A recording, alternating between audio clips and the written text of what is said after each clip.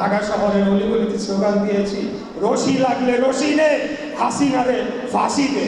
এই হাসিনাকে আমরা বাংলাদেশে ফিরিয়ে এনে ফাঁসি দেওয়ার মাধ্যমে সকল যে গণহত্যা সে চালিয়েছে, এই যে গণহত্যা জাতিসংঘ দ্বারা স্বীকৃত একটা গণহত্যা জেনোসাইড হয়েছে, সেই জেনোসাইডের আমরা বিচার করবো ইনশাল্লাহ।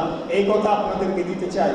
আবারও যদি ফ্যাসিবাদ ফিরে আসার কোনো ধরনের চেষ্টা করে, আমি বিশ্বাস করি বাংলাদেশের জনগণ বসে থাকবে না। আমরা আবারও দল মত ধর্ম বর্ণ নির্বিশেষে রাজপথে নেমে এসে খুনি হাসিনার যেখানেই পাওয়া যাবে তাকে ধরে এনে এই ফাঁসির রায় কার্যকর করার মাধ্যমে আমরা শহীদদের রক্তের প্রতিদান দিব ইনশাল্লাহ। আমাদের মুখোমুখি সংঘর্ষ হয়, কিন্তু রাজপথ দখল ছিল আমাদের। উপস্থিত আছে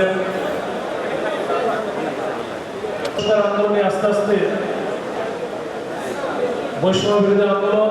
আমি দেশ ও জাতির বিরুদ্ধে কমিউনিস্ট আন্দোলন লিপ্ত হয়েছে। বক্তব্য রাখবেন ঢাকা বিশ্ববিদ্যালয়ের মেধাবী ছাত্র নেতা। সবাইকে রাজপথে আহ্বান জানিয়ে আমার বক্তব্য করতে খুদা হাফেজ। বিজয় শহীদ বৃহত্তর গেছে রাজপথে থেকে সবাই, আমি মনে করব সবাই সরকার গঠিত হয়। এই সরকার আমরা এই বক্তব্যগুলো শুনবো। আর আমরা 1971 দেখি নাই। আমাদের প্রিন্সিপাল মহোদয়, অন্যান্য অতিথিবৃন্দ সবাইকে জানাচ্ছি